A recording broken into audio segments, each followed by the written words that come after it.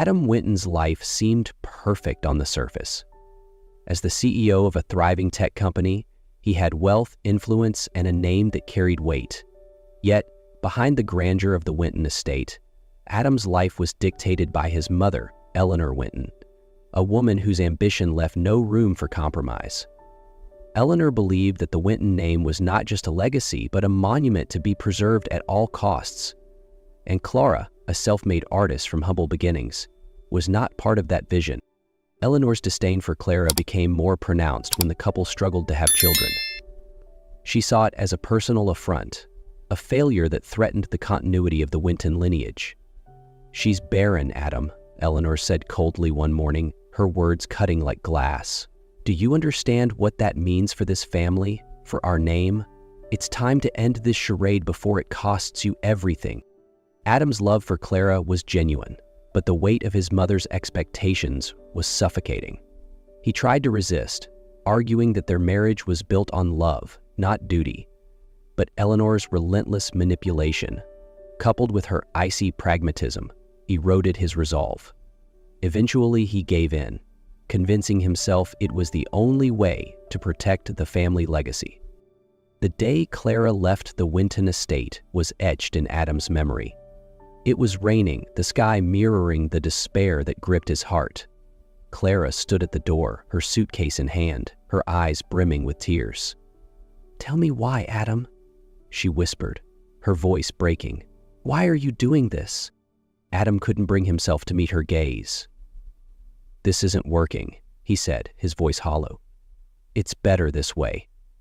The lie burned on his tongue, but he swallowed it, watching helplessly as Clara walked away, the sound of her footsteps fading into the storm. That evening, under the cover of a relentless rainstorm, Alina left the Allen mansion with a single suitcase in hand.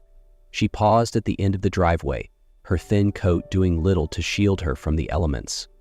Turning back, she looked at the grand estate one last time, her voice trembling as she whispered, "If this is what you call right, then you've lost far more than just me, Victor."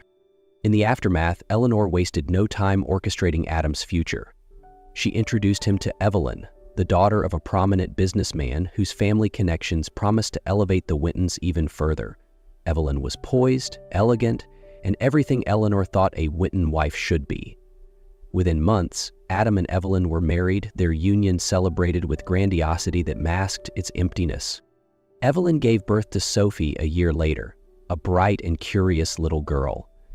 But even Sophie couldn't meet Eleanor's expectations. "A daughter," Eleanor said with a thin smile, her disappointment barely veiled. "Well, at least she's beautiful." Evelyn's frustration with the Winton household grew with each passing year. The cold, calculated atmosphere of the estate suffocated her. Adam, consumed by work and his mother's demands, barely acknowledged the emotional distance growing between them. Evelyn realized she and Sophie were merely pawns in Eleanor's game to maintain the family image. One evening, after yet another argument with Adam about his indifference, Evelyn made a decision. "I'm leaving Adam," she said, her voice steady but resolute. "I'm taking Sophie, and we're starting over." Adam stared at her, stunned. "Evelyn, wait." "No," she interrupted, her tone firm. "You've let Eleanor control everything, including this marriage. I won't let her dictate Sophie's life, too." The next morning, Evelyn packed their belongings and left the Winton estate. Adam watched helplessly as the car carrying his wife and daughter disappeared down the long driveway. The emptiness that followed was unbearable, but he couldn't deny the truth. He had driven them away just as he had Clara. The day Clara stepped off the train in the city, she felt a mix of fear and determination.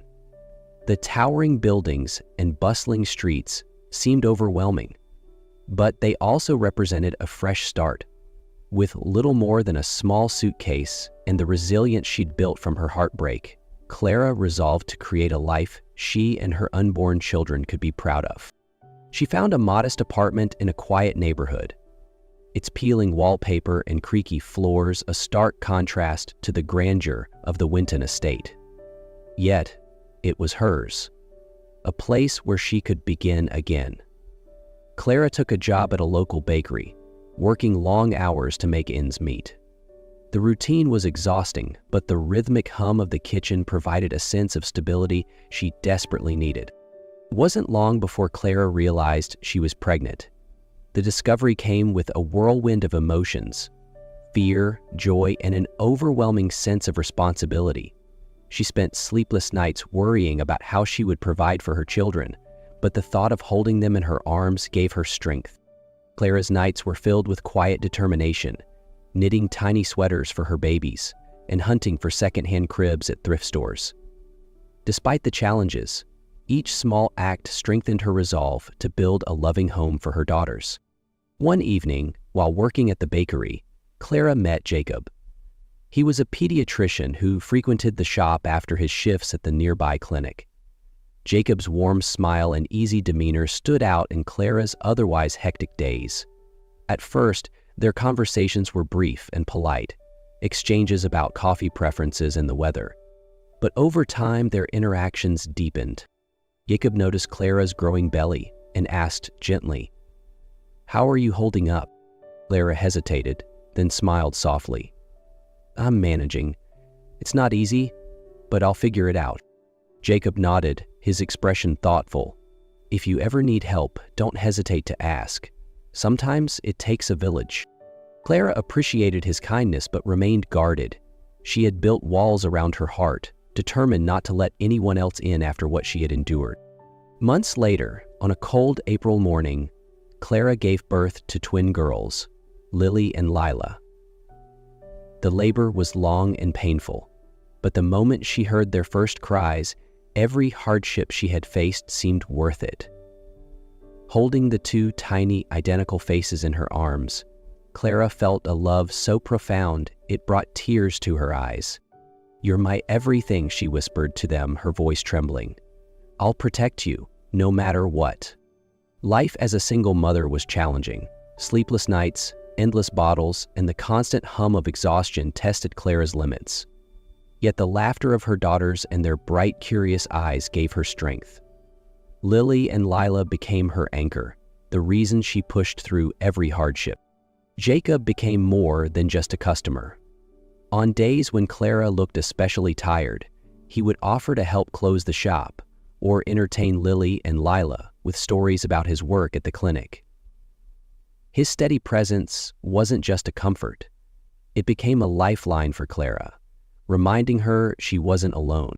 One evening, as the girls slept peacefully in their cribs, Clara sat across from Jacob in her small living room. "Thank you," she said quietly. "For what?" Jacob asked, surprised. "For being here," she replied, her voice soft but sincere. "For caring, even when I didn't ask you to." Jacob smiled, leaning forward slightly. "Clara, you don't have to do this alone. You're strong, but even the strongest people deserve someone in their corner." Clara didn't respond immediately. She looked at her daughters, then back at Jacob, and for the first time in years, she allowed herself to feel hope. Not just for her daughters, but for herself. 7 years after Clara left the Winton estate, Adam found himself in a city far removed from the world he knew. Business had brought him here, a series of investor meetings and corporate deals, but he couldn't shake the sense of monotony that had overtaken his life. His days were filled with boardrooms and cold conversations, his nights with a deafening emptiness he couldn't explain. One afternoon, Adam wandered through a local park, seeking a brief escape from his schedule. The laughter of children filled the air, punctuated by the rustling of leaves and the distant hum of traffic. It was a stark contrast to the calculated silence of the Winton estate, and for a moment, Adam felt a strange sense of calm. As he approached a playground, a familiar figure caught his eye. A woman knelt by two young girls, helping them tie their shoelaces. Her laughter, warm and unguarded, reached him before her face turned. It was Clara. Adam froze mid-step, his breath catching in his throat. He hadn't seen her in 7 years, yet time hadn't dulled the sharp edges of his memories. His gaze shifted to the two girls. They were identical, their sandy brown hair catching the sunlight, their bright eyes reflecting the joy of childhood. and they looked just like him. Adam's heart thudded painfully in his chest, a mix of disbelief and regret washing over him. His mind raced with questions. Were they his daughters? Why hadn't Clara told him? The weight of his absence pressed down on him as he realized just how much he had missed in their lives. He stepped closer, his polished shoes incongruous against the worn pavement of the park. Clara looked up then, her smile faltering as her eyes met his. For a moment, neither of them moved. "Adam," she said finally, her voice steady but guarded. "Clara?" he replied, his voice barely above a whisper. His gaze flickered to the girls who were now watching curiously. "Are they?" Clara straightened, her protective instincts kicking in as she moved to shield the girls with her body. "They're my daughters," she said firmly, her tone leaving no room for argument. Adam's chest tightened. "And mine?" he asked, the words tasting foreign, yet undeniable. Clara's jaw clenched, her eyes narrowing.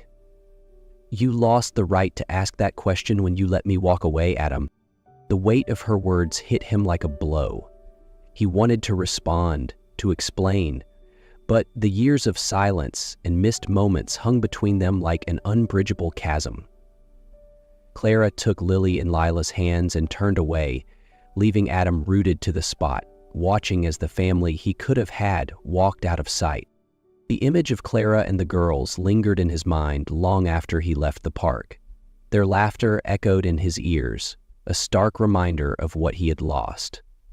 That night, Adam sat in his hotel room, staring at the city lights, unable to shake the gnawing questions in his mind. He had to know, were they really his daughters? And if they were, could he ever make amends? Adam couldn't leave the city without answers. The encounter at the park had shaken him to his core, and he needed to know the truth. After hiring a private investigator to confirm his suspicions, Adam learned that Lily and Lila were indeed his daughters. The knowledge brought an avalanche of guilt and regret that threatened to overwhelm him. The next day, Adam walked into the bakery where Clara worked. The warm smell of bread and pastries did little to calm the storm inside him. Clara stood behind the counter, her apron dusted with flour, chatting with a customer. She glanced up as Adam entered, her expression hardening instantly. "What are you doing here?" Clara asked, her voice low but firm as she stepped away from the counter. Adam hesitated, then took a deep breath. "I know, Clara. I know they're mine." Clara's lips pressed into a thin line and her eyes narrowed. "It took you 7 years to care enough to find out?" she shot back. The sharpness in her voice made Adam flinch. "I didn't know," he admitted, his tone soft. "If I had—" "You would have what?" Clara interrupted, stepping closer. "Claimed them as part of your legacy? Dragged them into the toxic mess that is your family?" Before Adam could respond, a familiar voice broke the tension. "Is there a problem here?"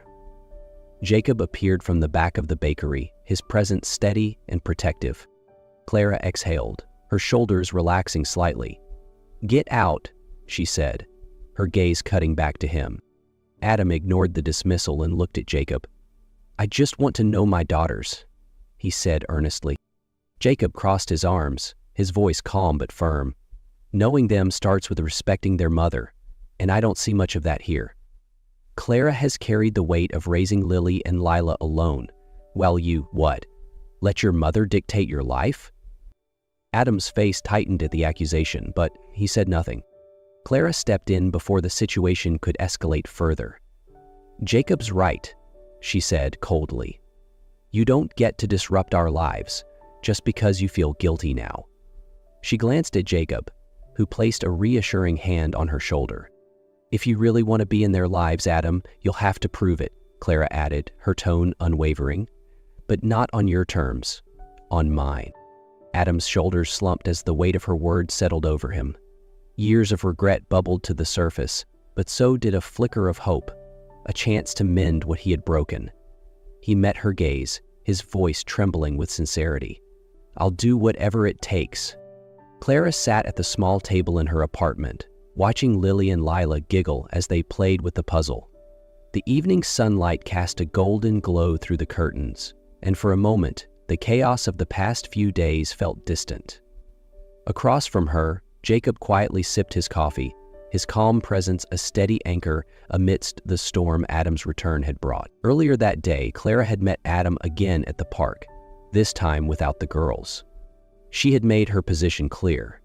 "If you want to be part of Lily and Lila's lives, it will be on my terms," she said firmly.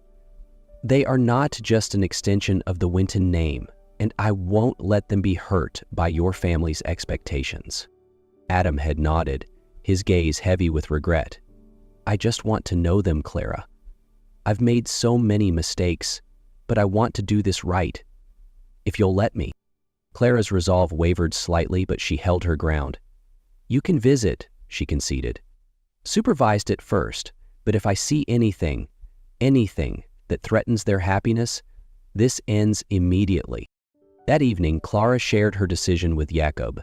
He listened attentively, his expression thoughtful. When she finished, he reached across the table and took her hand. "I trust you to protect them, Clara," Jacob said gently, "and I'll be here to help, no matter what happens." Clara smiled, a warmth blooming in her chest. "You've done more than just help, Jacob. You've been their father in every way that matters." Jacob's eyes softened and he took a deep breath. "Then let me make it official," he said. "Clara, I love you. I love Lily and Lila. I want to be with you, always." Clara's breath hitched as tears welled in her eyes. "Yes," she whispered, her voice trembling. "Yes, Jacob." The months that followed were a mix of challenges and healing. Adam slowly began to build a relationship with Lily and Lila, visiting regularly and making an effort to respect Clara's boundaries. Meanwhile, Clara and Jacob planned their wedding, creating a new chapter for their family. On a warm summer evening, beneath a canopy of twinkling lights, Clara and Jacob exchanged vows in a quiet ceremony, surrounded by loved ones. Lily and Lila ran around the garden in matching dresses, their laughter filling the air. From a distance, Adam watched the scene with a bittersweet smile. He knew he couldn't undo the past, but seeing Clara and the girls happy gave him a sense of peace. For the first time in years, he felt hope. Hope that in some way, he could still be part of their lives, even if from afar. The Winton estate stood as it always had, grand, imposing, and meticulously maintained. Its towering columns and sprawling gardens were the hallmarks of an empire built on wealth and reputation.